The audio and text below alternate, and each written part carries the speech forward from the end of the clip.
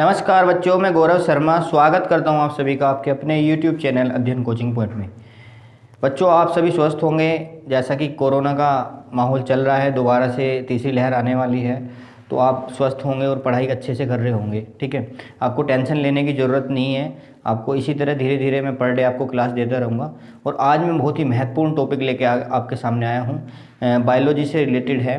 किसी सब्जियों और फलों का तीखापन या उनका कलर वो किसकी वजह से होता है, इसको आज हम बाई ट्रिक के द्वारा पढ़ने वाले हैं। वैसे तो जितनी भी बातें मैंने अपनी बनाई हैं इसमें सब काल्पनिक हैं, उसका कोई मैटर नहीं है। केवल याद करने के लिए मैंने आपको ये बातें जो मैं ऐड करूँगा, केवल आपको माइंड से याद रखनी है ये बातें बस, और इनका कोई दूर तक संबंध नहीं है। ठीक है, समझ रहे हो ना, बिल्कुल आपको याद करने के तरीके से। चलिए आ जाते हैं। तो देखिए, सबसे पहले मैंने आपको बताया था कि आज फलों और सब्जियों के जो है रंग और तीखेपन की बात करेंगे। इसमें रंग और तीखापन जो होता है वो किसकी वजह से होता है। ठीक है, चलिए, तो सबसे पहले मैंने लिया है करेला। करेले का जो पूछा गया है कड़वापन, करेले का कड़वापन जो है वो किसकी वजह से होता है। अब देखो, करेले को इस तरीके से याद रखेंगे आप कि देखो, जो करेला होता है वो मोस्टली अनफेवरेट में आता है, ज़्यादातर जो है वो फेवरेट नहीं होता। ठीक है, तो मतलब करेले को लेके जो है सबकी थिंकिंग ये रहती है, यार क्या सब्जी बनी है इस तरह की। ठीक है, तो अपनी मेमोरी से करेले को बिल्कुल तुम साइड करके रखते हो, तो इसलिए इसे याद रख सकते हो मेमोरी को साइड। क्या याद रख सकते हो? मेमोरी को साइड। मेमोरी को साइड से आप इसे याद रख सकते हो। किसे? करेले को आप मेमोरी को साइड रखते हो। ठीक है, अपनी मेमोरी से साइड रखते हो। उसके बाद आता है मिर्च। मिर्च का लाल रंग, कैसा रंग? लाल रंग। उसके बाद मैंने मिर्च का लिख रखा है तीखापन।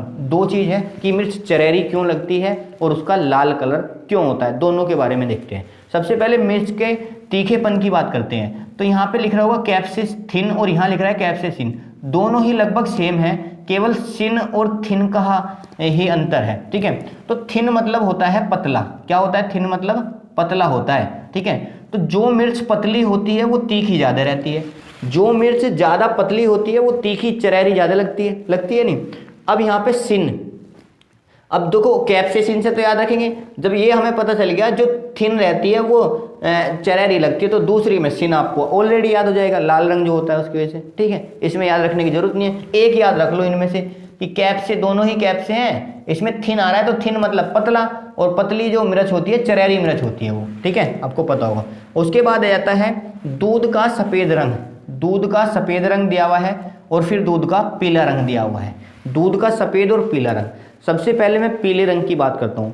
पीला रंग जो होता है मोस्टली वो कैरोटीन की वजह से होता है, और ये कई चीज़ों में कैरोटीन मिला हुआ होता है जिसकी वजह से उसका कलर पीला होता है। आइए पहले ये देख लेते हैं कि पीला रंग जो है किस चीज़ का होता है कैरोटीन की वजह से। देखो आपको मैं बताता हूँ, यहाँ कैरोटीन की वजह से पीला रंग होता है, कैरोटीन की वजह से पीला रंग होता है। इसमें देखो आप गाजर का नारंगी और पीला रंग किसकी वजह से हो रहा है? कैरोटीन की वजह से। गाजर का पीला और नारंगी कैरोटीन। तो मतलब बेसिकली कैरोटीन अगर आपको दिखाया जाए तो आपको ये ध्यान में आना चाहिए कि कैरोटीन की वजह से पीला रंग होता है। बात समझ में आई?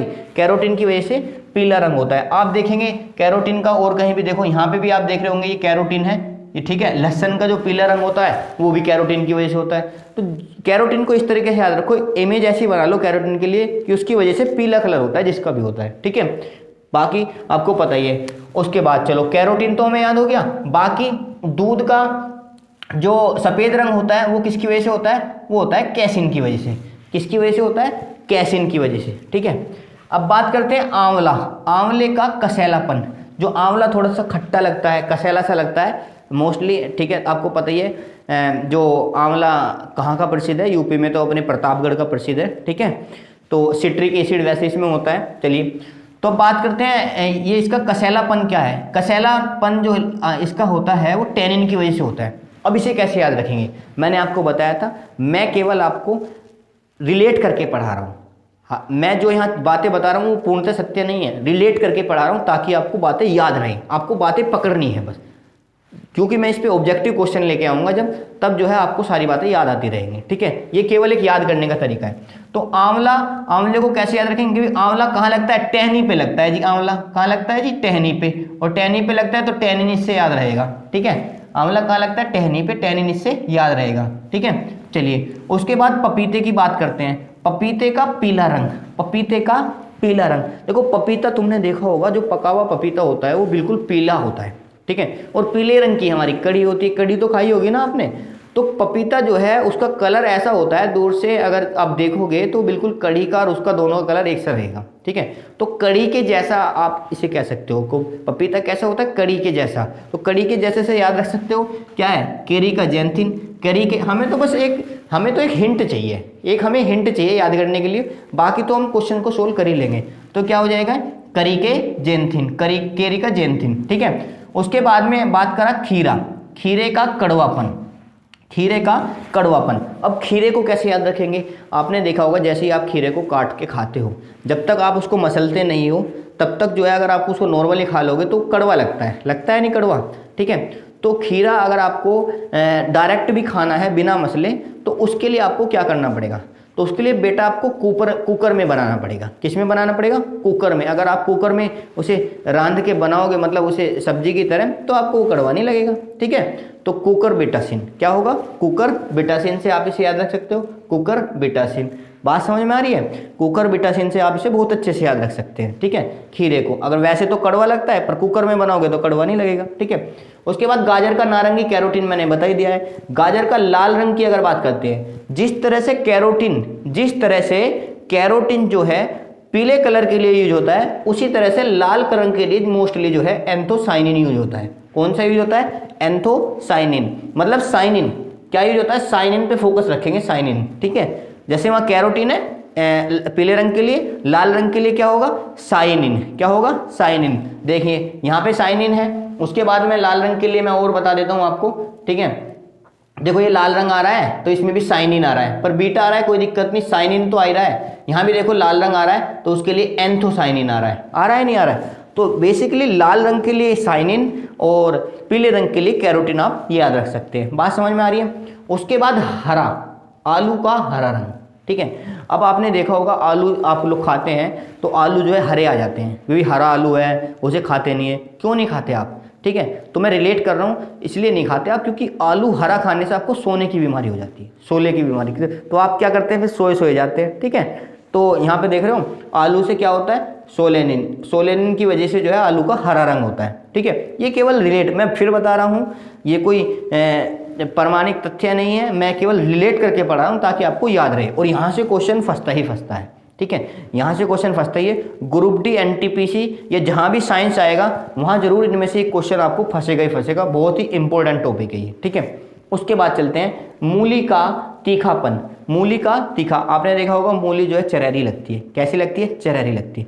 आपने देखा होगा मूली एकदम वाइट होती है, ठीक है। जब आप मूली के पीस करोगे, काट के पीस करोगे, उसके छोटे छोटे अगर आप पीस करके रख दोगे, दूर से अगर आप देखोगे तो वो बर्फ के जैसा लगेगा। और बर्फ को क्या कहते हैं, आइस। क्या कहते हैं बर्फ को, आइस, ठीक है।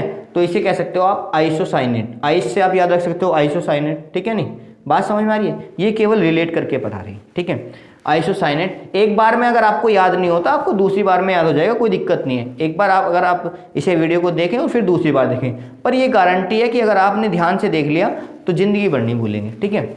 चलिए उसके बाद हल्दी का पीला रंग बताया जी, हल्दी का पीला रंग। आपने देखा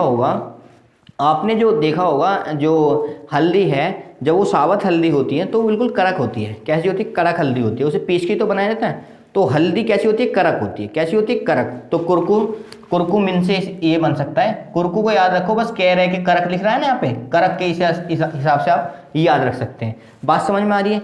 उसके बाद कह रहे हैं बादाम। बादाम तुमने देखा होगा, बादाम आप सब लोग खाते हैं, ठीक है। तो बादाम की जो कड़वाहट होती है वो किसकी वजह से होती है, एमाइलेडिन, ठीक है। नहीं तो एमाइलेडिन को आप किस तरह से याद रखोगे भाई, जैसे बादाम है, ठीक है, और मान लिया कोई बीमार हो जाता है, मान लिया कोई भी बीमार हो जाता है इस तरह से, तो ले एमाई ले, इस तरीके से याद रख सकते हो। हालांकि सारी चीज़ें तो देखो रिलेट नहीं हो सकती, पर जितनी मैं मैक्सिमम रिलेट हो रही है मैं रिलेट कर रहा हूँ, ठीक है। एक आध चीज़ आपको ऐसे भी याद रखनी होगी, ठीक है। लहसन की गंध की बात करते हैं। हालांकि लहसन की गंध में अगर मैं बात करूं, सल्फर का भी बहुत बड़ा रोल है, पर यहाँ लहसन की जो गंध है वो किसके कारण हो रही है, एलाइसिन के कारण। किसके कारण हो रही है, एलाइसिन के कारण। बात समझ में आ रही है। लहसन का तीखापन, देखो लहसन के बारे में 3 बातें हैं, पीला, गंध और तीखापन। चरहरा क्यों लगता है, उसमें होता है allyl propyl dioxide, allyl propyl dioxide इसमें होता है, चुकंदर का लाल रंग मैं आपको बता ही चुका हूँ, साइनिन लगा रहता है, बीटा और लगा लेना, बीटा साइनिन, ठीक है। प्याज का पीला रंग, प्याज जो पीली पड़ जाती है वो किसकी वजह से पड़ जाती है पीली, आपको पता होगा, ठीक है।